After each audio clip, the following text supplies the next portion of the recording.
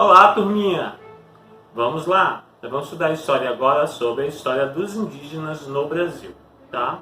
Nós já vimos aí os povos da Mesoamérica, vimos os povos da América do Norte, né? Você deu uma lida lá no teu material didático. E se você não leu, eu recomendo que você leia. E você já viu os povos da América do Norte, os povos da América Central, ou da Mesoamérica, como nós chamamos na história, Mesoamérica. E agora nós vamos ver os povos do Brasil, tá? Aqui da América do Sul. Mas principalmente nós vamos ver aqui do Brasil, ok? E nós vamos falar agora sobre os paleoindígenas, porque assim é que os indígenas foram denominados aqui na nossa região, na região aqui do Brasil. Região do Brasil, quando a gente fala de indígenas antigos, a gente vai chamá-los de paleoindígena. Esses indígenas viveram 12 mil anos atrás, segundo os historiadores, tá? E aí, o que a gente encontra desses povos indígenas? A gente encontra na história vestígios arqueológicos de que esse povo andava por aqui. E o que eles faziam para sobreviver, professor? Eles faziam caça, pesca e coleta na megafauna. Imagina só que antigamente nós não tínhamos as cidades, então era uma floresta muito grande, muito densa, né? Era uma floresta onde quase não se podia andar dentro dela, principalmente a floresta amazônica, tá? Então nós temos aí uma grande floresta, né? Uma floresta imensa acontecendo nessa época, e nós tínhamos a megafauna, nós tínhamos animais, por exemplo, aqui na Amazônia se encontrou preguiças gigantes, que era do tamanho ali de um micro-ônibus ou de um ônibus, ok? Você imagina nisso? Uma preguiça do tamanho de um ônibus, tá? Então, quando sua mãe disser que você está com uma preguiça enorme, lembre para ela que já existiram preguiças gigantes aqui na Amazônia, tá? Preguiça, o sentimento aí de não querer fazer nada, né? E aí nós temos aqui os indígenas pescando, caçando, e nós vemos os indígenas fazendo coletas na megafauna. Colhiam frutas, verduras, mas também eles colhiam animais que morriam. Tá? Às vezes eles seguiam dias e dias atrás de um animal que estava doente, esse animal morria, e assim que esse animal morria, eles recolhiam da floresta. Ou eles esperavam esse animal se afastar do bando, porque os animais são assim, quando eles estão doentes para morrer, eles se afastam do bando, ficam sozinhos e é muito mais fácil caçá-los. Então, era isso que eles faziam, ok? Então, existia uma megafauna, tá? Com animais gigantes, tá? Já li um livro, por exemplo, e ele falava que existiam aqui tigres, tigres dente de sabre, tá? Tigres enormes. Então, pode ser que se encontrou, né? E imagina que também existiam os animais comuns que nós conhecemos hoje, ok? Por exemplo, uma das coisas que os espanhóis vão encontrar muito aqui quando eles chegaram aqui foram os peixe-bois, tá? Esse que está quase extinto aqui, que foi quase extinto aqui na Amazônia, o peixe-boi, e só não foi extinto porque nós fizemos um trabalho de preservação aqui no Amazonas, aqui em Manaus, nós fizemos um trabalho de preservação. Mas quando os portugueses chegaram aqui, haviam muitos peixes-bois. E eles achavam até que tinham encontrado as sereias aqui no Amazonas, tá? Porque quando o peixe-boi nadava muito próximo ali dos navios ou das caravelas, eles levantavam a cauda para fora da água e eles diziam que tinham chegado no habitat das sereias. E o peixe-boi, ele é muito brincalhão, né? Ele afundava as canoas, ele batia nos navios, até porque se eles estivessem com filhotes pequenos, a mãe peixe-boi, ela tem mania de atacar aí os barcos, tá? Que chegam muito perto do habitat natural dela, ou quando ela está na época que ela está com filhotinhos, ok? Qualquer animal faz isso, né? Até o cachorrinho de casa, se tiver com filhotinho, se você for tentar pegar o filhotinho, ele pode tentar te morder, porque isso é instinto natural dos animais, ok? Outra coisa que a gente vai encontrar na Amazônia é que a gente vai encontrar vestígios desses povos morando aqui. Por exemplo, um dos vestígios vai ser a grande quantidade de molusco que eles comiam, que geravam algo chamado de sambaquis, tá? Esses moluscos, eles comiam tanto esses moluscos que eles retiravam da água, somente no litoral do Brasil, você vai encontrar montanhas e montanhas de sambaquis. Eles jogavam esses moluscos ali por perto e a casca, ou essa carapaça do molusco, eles amontoavam.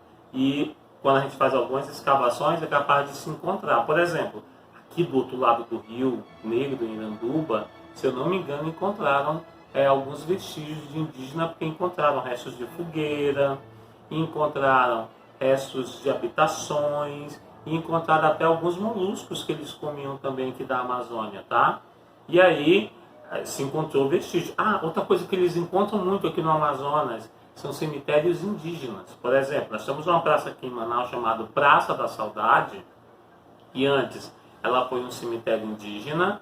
Quando os portugueses chegaram, que já era um cemitério indígena, eles convencionaram, eles resolveram fazer ali também um cemitério dos homens brancos, em cima do cemitério indígena, tá? E se encontrou, por exemplo, nós temos aqui uma prefeitura antiga, que embaixo dela tinha um cemitério indígena, e aí eles escavando para fazer restauração, encontraram lá embaixo umas urnas, tá? Eu moro aqui na Cidade Nova, no bairro chamado Cidade Nova aqui em Manaus, tá? E aqui próximo da minha casa tem um outro bairro chamado Nova Cidade, onde também se encontrou vestígios de cemitério indígena, que são aquelas urnas funerárias, onde os índios, quando faleciam, colocavam os seus indígenas ali dentro, tá? Então você vai ter aí um amontoado de conchas de sambaquis que foram encontrados, tá? Em vários lugares aí, né? Se encontrou também, sabe o que? Se encontra restos de ferramentas feitas de pedra polida ou de pedra lascada, tá? E por isso nós acreditamos que esses povos viveram aqui muito tempo, né? No meio da floresta amazônica, por exemplo, ainda hoje se encontram pirâmides, incas, maias e astecas, tá? Isso eu estou falando lá da Mesoamérica e um pouquinho daqui também. Nós temos os povos que viviam aqui, tá? De acordo com os estudos, você vai saber que existe uma diversidade muito grande de povos indígenas, tá? Muito grande. Várias e várias aldeias, e cada uma tinha a sua própria língua, cada uma tinha a sua própria forma de viver, sua forma de vestir, sua forma de comer. Cada uma delas vai ter aí a sua forma de viver, ok? Mas eles falavam duas línguas que eram naturais desses povos indígenas. A língua tupi, tá? Que ainda hoje se fala, aqui em São Gabriel da Cachoeira, aqui no Amazonas, eles ensinam a língua tupi para os indígenas, para os mais novos, tá? Os mais novos são alfabetizados também, além do português, em tupi, ok? E tinha outra língua chamada Maprogê, tá? E aí eles têm esses dois troncos linguísticos, tá? Então você vai ter os tupis, eles vão viver, você vai ter, por exemplo, os povos indígenas tupis, eu vou ler aqui para vocês, tá? Nós vamos ter os indígenas araras, guaranis, potiguaras e tupinambás, tá? Esses povos viviam aí no litoral do Brasil, antes da chegada dos portugueses, e alguns desses povos vão migrar para Amazonas, tá? Vão migrar para mais para o meio do Brasil quando chegam os portugueses, ok?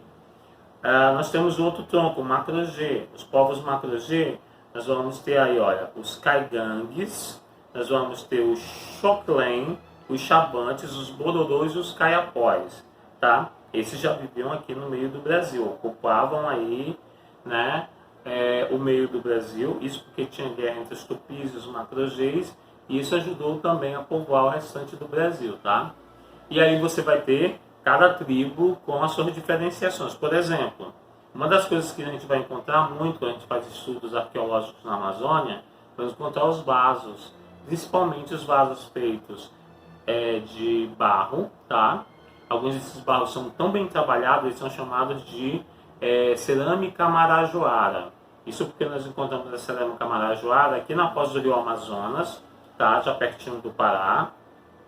Você vai encontrar sociedades muito complexas. Por exemplo, Parintins, a nossa ilha de Parintins, tinha um grupo indígena muito grande nessa área. Tá? Aqui em Manaus, por exemplo, os nossos índios manaós, né? Os barés, os ajuricabas, você vai ter vários indígenas morando nessa região.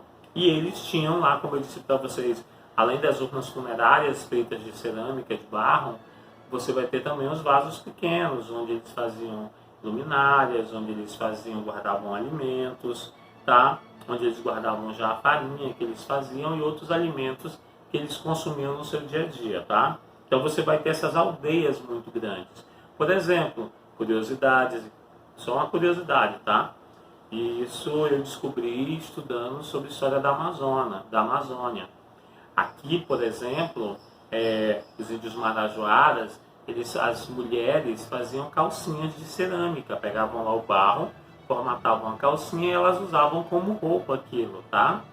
As calcinhas de cerâmica marajoara você encontra aí nos museus, tá? Quando os museus estiverem abertos de novo, vai dar uma visitada e você talvez encontre museus indígenas, tá? Talvez na sua cidade tenha um museu indígena e se não tiver, cobre do seu prefeito para descobrir a história dos indígenas aí da sua cidade, ok?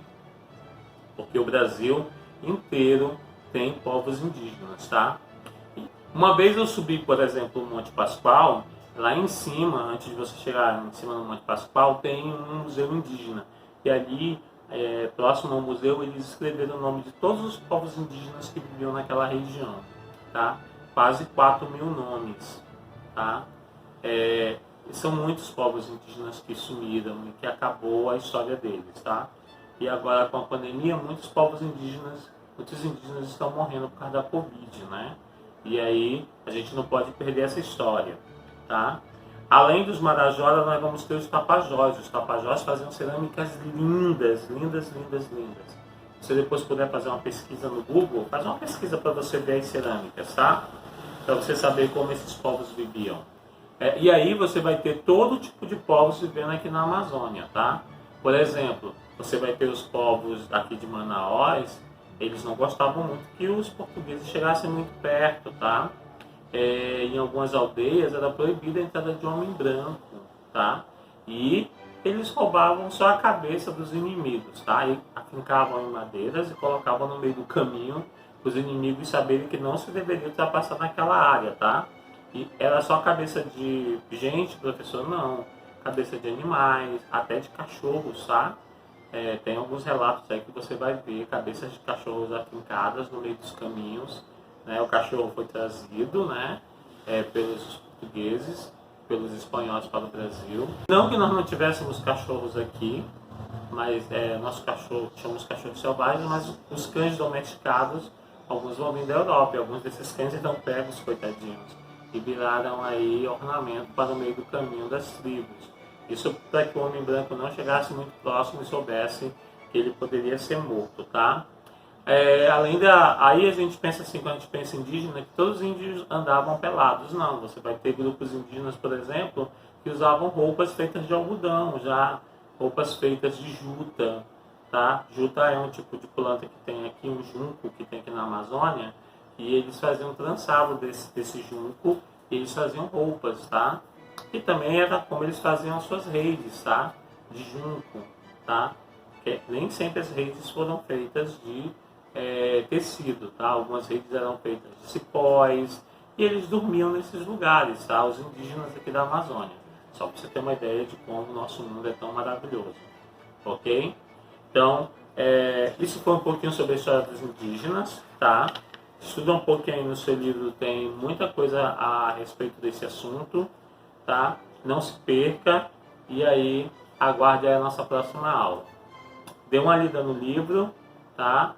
Não esqueça do seu professor que te ama muito e que está com muita saudade. Beijos!